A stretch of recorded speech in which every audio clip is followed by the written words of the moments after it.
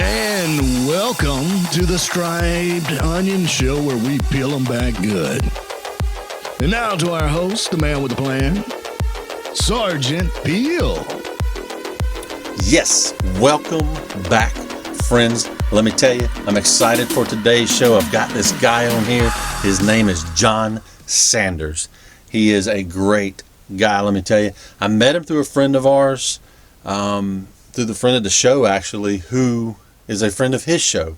Yes, I said that. So Jon's got this podcast called The Fire Inside, and I'm going to tell you, it is a great podcast for first responders. Not just firefighters, but first responders in general. He hits on a lot of topics. He's also got another show that deals with chaplaincy in the church. Great show there. And then he's got a third show that he just started that you're going to have to listen to our show to find out about. There, I plugged it. That's it. That's all I'm telling you. You got to listen to the show. So, but I'm not going to go there yet because you got to help me share the show. So do it right now. Hit that share button. Share this show, today's show, across your social media platforms. I need your help getting the word out there. If we can touch one first responder with our show and help them, then our work here is done. That's what we need to do. You can also go to the sosshow.com and sign up for future emails of shows that we're going to do and events we may attend in the future. But without further ado, I want to go straight into this SOS call with Jon. All right, guys, welcome back to the show. Let me tell you, I've got another friend of mine that I met a few months ago. He's one of my newer friends. But let me tell you, this guy named Jon Sanders, he's such a great guy. He's up in the upper Midwest. And, Jon, I understand you're not in the Midwest right now, though. Well, you're kind of down south because you hate snow. Is that what you're telling me? Yeah, I've got a little speaking engagement down in Texas, and it worked out well because I'm in shorts and a T-shirt. It's 80 degrees right now, and at home it's like 10 degrees with a bunch of snow on the ground. So I'm loving life right now. Do you have flip-flops on? No, you don't want to see my toes in flip-flops. No one needs to see that. I hear you. So let me tell y'all, so Jon, we met several months ago through a mutual friend. He's got this, first off, he's a firefighter. He's an EMT. So first off, Jon, thank you for your service. Thank you. But the bigger part of this is Jon was very instrumental in building this show, building the SOS show, building the Striped Onion show. He's the one that helped me go down the path, and I wanted to make sure not only did I get him on my show, because I've been on his show, but I want to make sure that his story gets told. His story is passionate, and it needs to be said because somebody out there is going to benefit from this. So with that being said, Jon, I want you to do me a favor, introduce yourself real quick to our fans out there. Well, Sarge, it is my honor to get to spend a little time with you and your audience, so thank you for having me on your show. And, yeah, man, just kind of a brief introduction to my bio, my life. I, from a really young age, had a passion and a heart for all things first responder. Thought I wanted to be a cop for a while, but then got my heart right with the Lord and went into firefighting. And I got hired on in Peoria, Illinois at the young age of 21. I started, my full-time career. I'd been on a volunteer department before that for a few years right out of high school. And, I thought I was going to do that for the rest of my working life.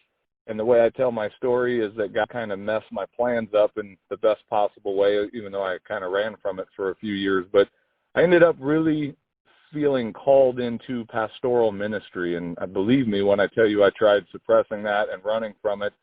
But I finally, a few years pretty early into my firefighting career, said, okay, I'm not going to spend the rest of my life running from this. And so long story short, my family and I became church planters. We left the full-time fire department, moved to a small town in rural South Dakota, which you kind of don't have to qualify it with rural because everything in South Dakota is rural. But anyway, moved to a small town about 16 years ago, planted a church. That's been a really incredible story, how that has grown into multiple locations. But I've always stayed connected to the first responder community. I served on a volunteer fire department in my little town for a number of years, and as well as the county ambulance. I kept going in that. And then about a little over 5, probably 6 years ago, I had an opportunity to go back into full-time firefighting in addition to doing the pastoral ministry thing. And so now I work for Sioux Falls Fire Rescue as a firefighter. And when I got back into the fire service, again, on a more full-time level, I knew there was a greater purpose for me coming back into it. Like I knew it was more than just loving to do the job and running calls, that there was more of a deeper purpose. And it didn't take me long when I got back into that world again to get invited by some of my battalion chiefs to get involved in our department's peer support team. We were just starting to build a peer support team and really got introduced to the world of and the reality of mental health and well-being in the first responder community, and had my eyes open to the reality that we're seeing more deaths in our profession, you know, cops, firefighters every year from suicide than the line of duty dangerous work that we do. And so for me, I quickly saw kind of an intersection of my background in pastoral ministry really opening up in front of me and colliding with my, you know, passion for the first responder community. And so, yeah, I jumped in, got involved with our peer support team, started to really dig into the subject of mental health and emotional well-being in our community. And it wasn't too long into that journey that I launched my podcast, the Fire Inside Podcast, where really my main goal with that is just to share the stories of our brothers and sisters around the nation that have been through some really dark times in their profession as, you know, law enforcement, fire, EMS, and really to draw out the stories of hope that even though we see some really horrible things, we deal with some really difficult stuff, there is hope to come through this stuff on the other side, and there's help available if people are willing to just reach out and let people know they need help. So that's kind of what I do now, and that's kind of the 30,000-foot overview of my career into the fire service. Well, that's still awesome. You talk about the church plant, man. That's something that here lately we've seen a lot of that. Not just where I'm at in the Southeast, all over the nation. You're seeing church plants, and at a time when it seems like the nation is getting to be in its darkest hours, you're seeing more and more church plants, and that's one thing I wish the media would pay attention to is pay attention to God, pay attention to Christianity, to faith. Doesn't even have to be Christianity, but faith. Yeah. Faith in something bigger than yourself. I've talked about that in my last 2 shows with my other guests. So, well, it's huge, man. I don't use my platform as a way to push my personal faith onto people, but I will say, it's scientifically proven that a faith in something, you know, the object of your faith may be different than the object of my faith, but that is a very beneficial thing when it comes to your overall health and wellness. And so I do encourage people to explore their faith. I'll be willing all day long to have a conversation with someone about my personal faith if you want to know about it.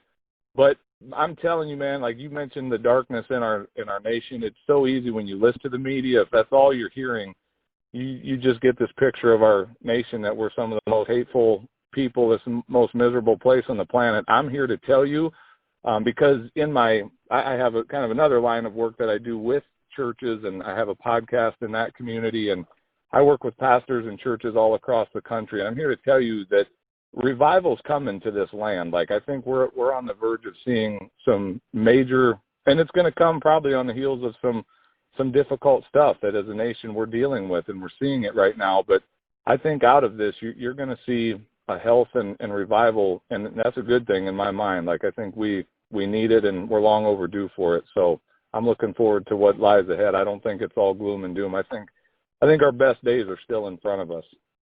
Absolutely. Well, a couple things, to build off of that. We talked about, through your show, and then just in our conversation since we recorded your show, some of the positive things that's come out of not just Fire Inside Podcast, but out of your work in the pastoral ministry.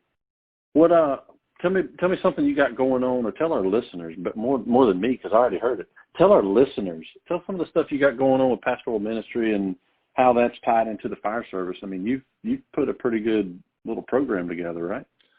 Well, I do some coaching for not just pastors. Certainly, I do work with a lot of pastors because of the platform that I have built with my podcast and just my experience in that world. But that coaching that I do extends beyond pastors to entrepreneurs, firefighters, and I launched that last year, and that's been incredible to have just super powerful conversations with leaders at different areas of business and ministry and first responder community, and to see the transformation that's coming about in people's lives is awesome. And I love, sometimes I have a hard time believing that I get paid to have those kind of conversations with people and see the fruit that comes out of the change in their life as a result of it. So I love that. I don't sit still very long, Sarge. I keep moving, and I serve people wherever I go, and it just seems, new doors of opportunity keep opening up to have an influence, to make an impact, and to share a message of hope and positivity in the world with people who desperately need it. Gotcha.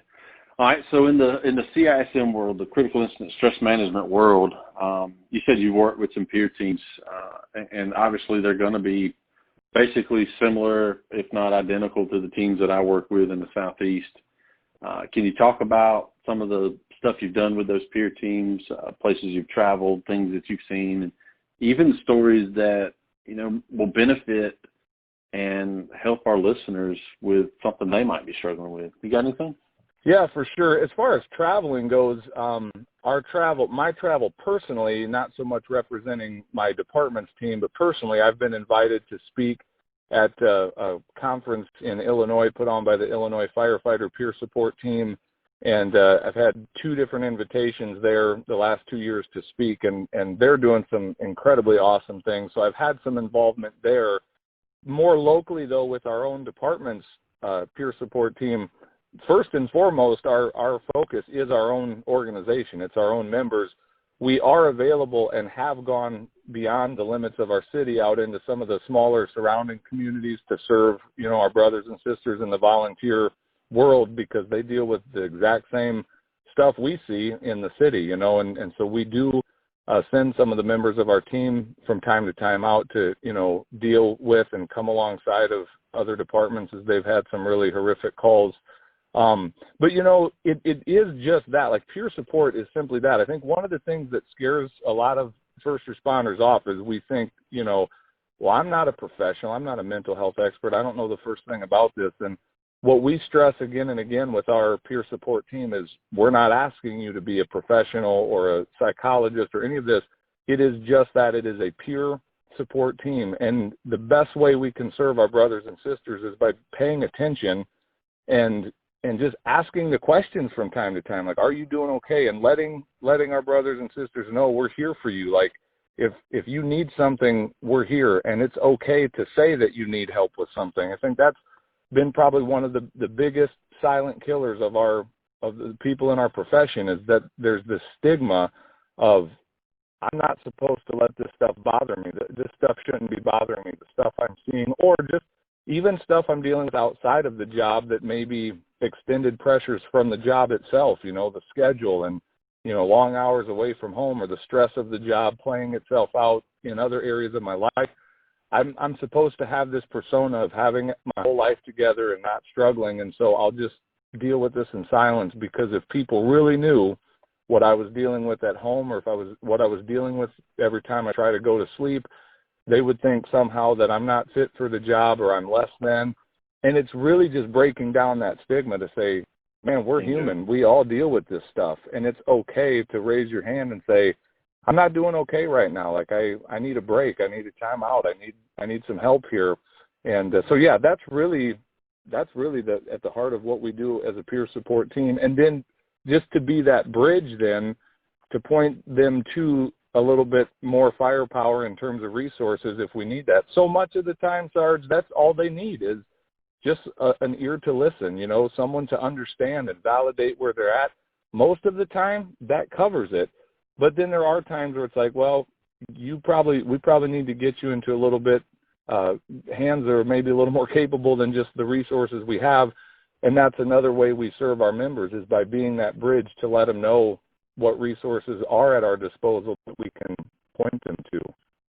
Well, you hit the nail on the head on two topics, one of them being the stigma. The stigma is the biggest issue, and I'm sure y'all fight it up there. The stigma down here in the Southeast is no different than it is in Texas, than it is in New York, than it is in North Carolina. Anywhere that I've been myself, the stigma has always been the same. It's always, I can't say nothing because they'll see me as too weak and I won't be able to do the job.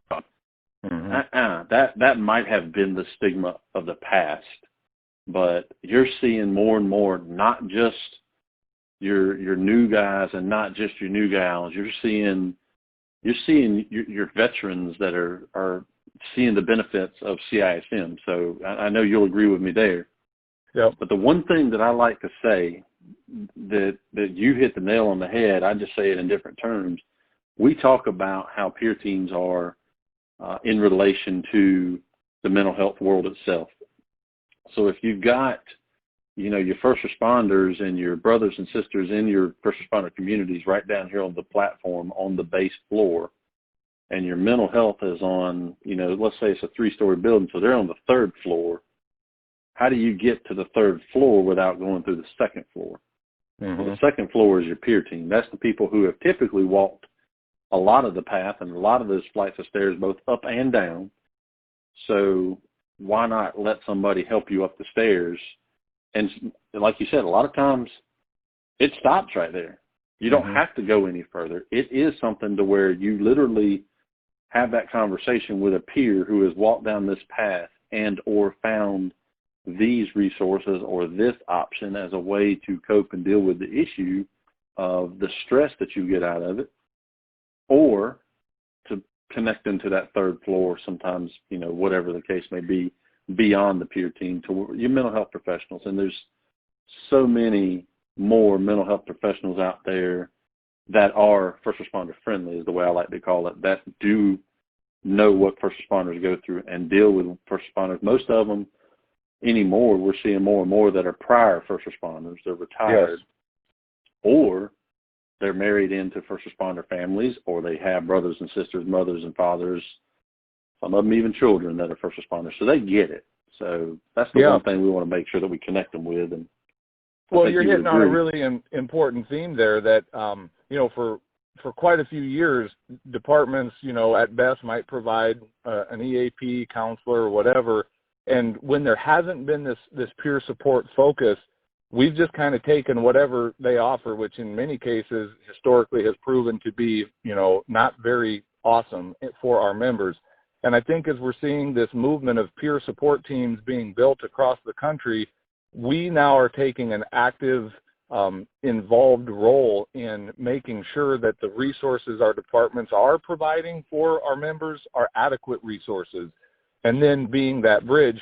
Something else I like that you brought out there, Sarge, is this idea that some of the best people to serve on peer support teams are people who have been through some stuff and have the courage, I want to use that word, have the courage to do the bold, brave thing, and that's to lead others to the same help that they got.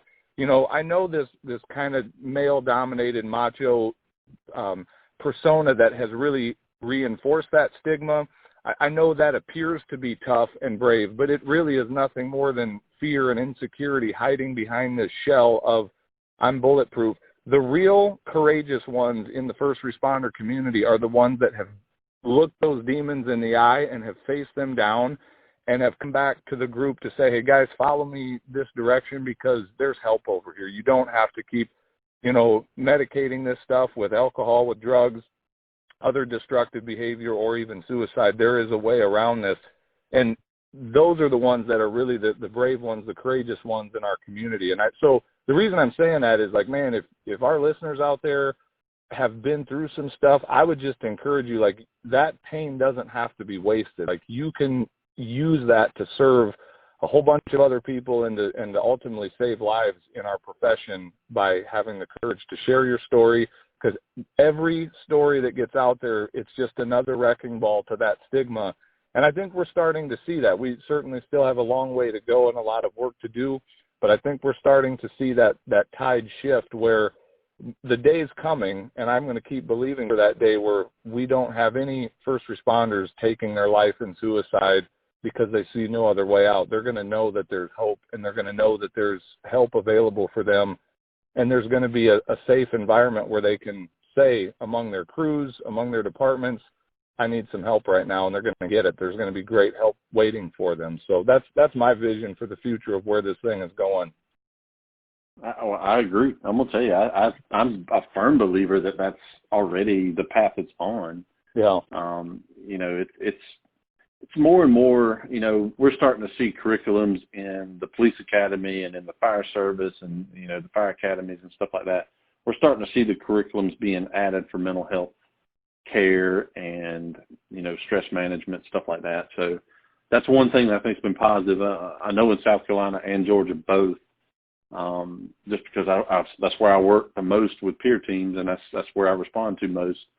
But they have stuff that's been put in place over the last decade or so that's been beneficial. The bigger part being, I hate that we're not going after those ones that's been here longer than that decade, and trying to really pursue them out to make sure that they get the same resources.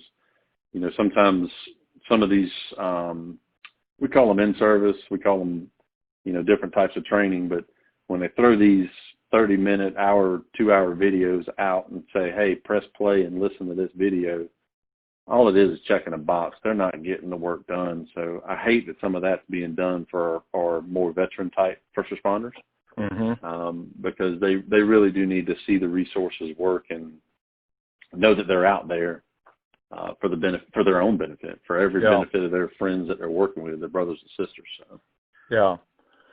Well, I don't claim to have, you know, figured all this out. We're still learning as we go. But again, when this is put in the hands of the peers, and it isn't just some box being checked, but it's truly coming from a place of we want to help our members of our organization. You know, some of the things we do is a few years ago we sent around a survey, an anonymous like Survey Monkey type deal, and where we're just trying to get a baseline check-in, kind of checking the pulse of the mental, emotional well-being of our people. And it's voluntary, but we had a very high percentage rate of our members participate in that. And we're just asking very direct questions, kind of checking in, how are you doing in this area? And then, you know, every year now we're putting that same survey out just so we can kind of monitor. One of the questions we add on there is, you know, in the last 12 months, I have thought about taking my life in suicide. Like, we boldly ask that question. And it's rather eye-opening when you see a certain percentage of your department respond in the affirmative. And again, that doesn't mean you're crazy. That just means we're dealing with some really real stuff here, you know. And so, you know, that's the way that we are working in our department, and then doing little trainings instead of these big, long, mandatory things, just sending out, you know, little videos here and there, small resources, some group discussion stuff to get crews just having a conversation within, you know, kind of around that coffee table in the fire station. I don't know that any of this in and of itself is a silver bullet, but I believe that the collective whole of it, we're moving in the right direction, you know, and we're learning the things that work, the things that, you know, maybe don't work as well. But my challenge to our listeners would be just do something, like get organized, get something going, learn. You don't have to reinvent the wheel completely on your own. There are so many great models around the country of departments that are doing this and implementing great strategies. So you can really, and here's what I've found too, that all of these teams are so willing to share what they've got, you know, share their best practices, and it's really a healthy community out there that's driving this thing forward. So there's really no excuse in our day and age for someone to sit back and go, well, I don't know what to do. It's out there, man. Go do something, and anything is better than just sitting back and watching our brothers and sisters struggle in silence. Yeah, I agree. And I'm going to tell you, it's funny that you say that about Survey Monkey, putting out a survey like that. You know, your group is not the first that's done stuff like that on an anonymous level and got some numbers back that made your eyeballs pop. Right. The problem is sometimes you get administrations that they don't want to hear those numbers come back. So you have a lot of upward fight, so to say, or upward resistance. You know, but then you got, on the flip side, you got some great administrations that are very, oh, well, if that's the issue, let's fix it, let's do it. So, yeah, I give it on both sides. I mean, everybody knows that that's it's happening everywhere. It's nothing that's uncommon anywhere from this side of the coast nation to the other side of the nation. It's everywhere like this. So yeah. Well, and I'm just going to tip my hat to my organization. Like our chief is very progressive in this, very supportive. We've had nothing but support from our administration in terms of this peer support team and the things we're trying to accomplish. So I've been really grateful for that. But you're right. I mean, that's not uncommon across the departments for the administration to want to just kind of check the box. But let's please don't open that can of worms. We're afraid of what we may find there. So you get resistance there, and I think probably even the bigger resistance that keeps this from really getting off the ground is just the old guard, that old stigma, that mentality of, well, I'm okay talking about this, but are the other guys sitting around the table going to be okay talking about this? Or they might, laugh at me and call me whatever kind of names for even wanting to have a deep conversation. And again, to me, man, you want to talk about being a real man, you want to talk about being courageous and brave, have the real conversation, have the courage to go deep. Anybody can sit and talk about some shallow weather, sports conversation. That's great. We do all kinds of that.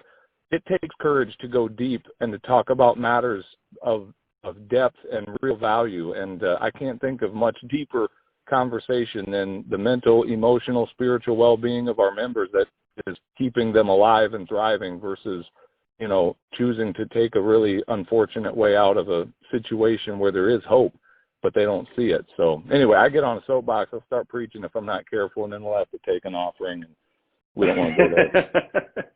Hey, we could take an offering. I'm fine with that. But the funny thing is, it kind of brings up your whole topic right there that you just, like you said, soapboxed on. It's talking about courageous living, and that brings me to start thinking about this other project that you got, that you cranked up. How long has it been? It's been a couple months now? Yeah, back in July, I launched my third podcast. It's like my love language, man. I get an idea, and I launch a podcast for it. There you go. So Courageous Living is his newest podcast, is Jon's newest podcast. But this one's a little bit different. This one's not just, hey, jump on podcast and start, listening to something. This one's actually very target specific, right? Yeah, it's kind of interesting. So I have 3 podcasts. One I already mentioned is for pastors and churches, and then of course the Fire Inside. Those 2 are very niche podcasts where I'm talking to a very specific community about kind of broad topics in many cases. This third podcast I launched is really for a broad audience, but the topic is kind of a niche topic, if you will, if that makes sense. So really what I focus on is, what does it look like to live courageously? I would contend that so many people do not live courageous lives. They live lives we make a lot of decisions based out of what other people expect of us, afraid of trying, afraid of doing something and failing. And so really the message of my show, it's for anyone that wants to hear it, but the main theme, I'm challenging your mindset, the way you think about things, and then I'm really challenging you to take action, because I just heard this quote a couple weeks ago, everything you could possibly want is on the other side of action. A lot of people sit around and whine and gripe and talk about the world and the way they wish it was. Do something about it. So, my challenge in that podcast is for people to just live courageously, lives that are true to themselves, follow their dreams, their passions. And so, that one is different because my other podcasts are just kind of like free content that gets out there, anyone can listen. But this one, I'm really building it for what I'm going to call kind of like my true fans, or people in my real community that really want to hear from me on a regular basis. And it's only available on the Patreon website, and it's $10 a month is what I charge for that subscription to that content. So every once in a while, I'll give an episode away for free, or put it out there on social media. But week in and week out, if you want to get regular access to that content, it's a subscription-based deal at $10 a month. So I gotta pay for my kids' college somehow, Sarge. So that's the plan. Hey, I'm there. I know what you're talking about. I'm working on something else. Mine's a free podcast, and like you said, your other 2 are free podcasts. I know what you mean. I will tell y'all, I've listened to one of these. He's put out a couple, like you said, freebie shows from Courageous Living. I've listened to one of them, and there's some serious good content there. And the one thing that you kind of hit the nail on the head, you talked about one thing about making change, and literally one thing that I've always been told, to make change, you got to get rank. Get rank, make change. That's how you do it. That's not how we're doing it here. It is actually about literally you finding the rank in you yourself and making change. So I will plug that right there. I'm telling you, Courageous Living, patreon.com / Courageous Living. It's something that you're going to want to look at. You've got a Facebook page on it. It seems like that's how I saw the free show. Yeah, well, that was just through my own Facebook. Here's the deal. When I get to about 50 subscribers, I'm going to actually launch a Facebook group around that community where we can start to kind of talk about the content of the show and that sort of thing. So that's kind of my next benchmark milestone is when I get up to 50 subscribers, then we're gonna really take it to the next level and have a place to discuss the community. But right now, when I do release the free content, you can get the free shows through that patreon.com. But also, if you follow me on Facebook or whatever, you'll get it there as well when I do that. So it's, like I say, I believe over the years I have and continue to give out a lot of free content. I don't really apologize for the fact that this stuff, I'm saving this stuff for my people, my community, those that really want to go deep on this, some of these topics with me. And so it's fun. It's kind of a fun way of podcasting, and we'll see where it goes.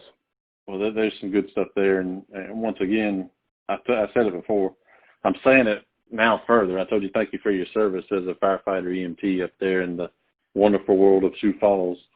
But I'm telling you right now, thank you for everything you've done beyond that, because I'm telling you, it takes courage to start stepping over some of these boundaries and over these lines that you have done it.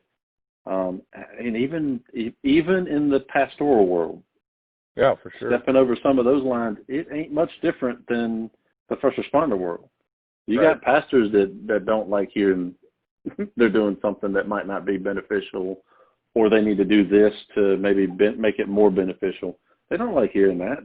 They're just as ornery as some of the type A people in the first responder world. So some of them are worse, man. I'm here to tell you that. That's the truth. So I appreciate your kind words, and I'm just saying, man, when I talk about a courageous life, I'm smoking what I'm selling there. Because I can look at things. It does take courage to put out content into the world and open yourself up for ridicule. Not everybody loves, even in the first responder community. I've taken flack from people that aren't impressed with the fact, who are you to do a podcast on, whatever.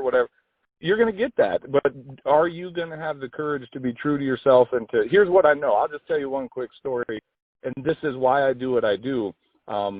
This last year when I was speaking in Chicago at the Illinois Firefighter Peer Support Symposium, a phenomenal team, a phenomenal event. I'm walking across the lobby of the hotel, and actually had a guy was kind of waiting until I was alone, picks me off in the lobby, and he said, he came up to me and he shook my hand and he said, "John, I just want you to know that your podcast saved my life." And I was like, what? It kind of took me back. I was like, wow, man, thank you for sharing. He said, "No, I'm serious." He said, "I was on the verge of making a really bad decision, and I heard a story that you shared on your podcast that gave me hope to fight for another day." And man, that's why I do what I do. I don't care about the haters. I don't care about the naysayers. I'm going to have the courage to push through that and live a life that I know is true to what God has called me to do, because there's a whole bunch of people that I've been called to serve, and I do it in with a lot of different hats, a lot of different platforms, but I'm going to keep doing that. So I want to challenge other people. That's where real life is, man. You hear those kinds of stories and know that God let you be a part of something like that, and you can send me all the hate mail you want. I'm going to keep doing that. So anyway, that's part of it. You said it right there. If you help one person, then you've made it worthwhile. Yeah. If one person takes positivity out of it and does something to make their own life better, then it's worthwhile. That's the whole reason why I created this show. Love it. If I can take this show and push it out and just one person gets the benefit of it, then so be it. If the work's done, I'm happy. And I've gotten some feedback myself on this show, and my following is getting better and better every time we do something. It's nothing that I expect to take off. It's a very targeted, group of people. First responders sometimes don't like to hear what we're talking about. So I know some of them, it's going to take a while for them to come around, and I don't mind that. Yep. I just want them to know that when they do come around, there's options there, and they can look at some of our shows and say, hey, I know that guy right there. Or if just for you right here, if this show hits somebody up there in your neck of the woods and they take something out of this show, then kudos, thank God it worked. That's where I'm at. So I do appreciate that. Let me just encourage you to keep going with that, because even though there's other podcasts out there in the same space, there's not one with your voice. So you keep doing what you're doing. And I'll tell you this, like, it's kind of like the metaphor is like planting seeds. You know, you don't get an immediate harvest. It takes time. But when you are in the world of content creation and you're putting a message out into the world, it will become common someday in the future where the fruit is going to start to come in from that, where you'll wake up some morning just minding your own business, and then here comes an email, a Facebook message, whatever, from someone you've never met somewhere in the world reaching out to you saying, hey, I want to thank you for that guest you had on, or I want to thank you for your insight on this or that. You've changed my life. And that's the reward, man. Like, to me, that's the oxygen that keeps me breathing to do it, because you know, it can get kind of, sometimes you question, like, I'm just sitting in a room, you know, talking into a microphone. Is this really making a difference? Is it helping anybody? But when you get that fruit back like that, man, you start to see the results of some of your labor. So I just want to encourage you to keep doing what you're doing, keep putting it out there, because even when you can't see it, it's connecting. It may take a while, but it's out there, and fruit's coming back into your life as a result of the people you're serving and the way that you're doing it. So keep it up, man. I love it.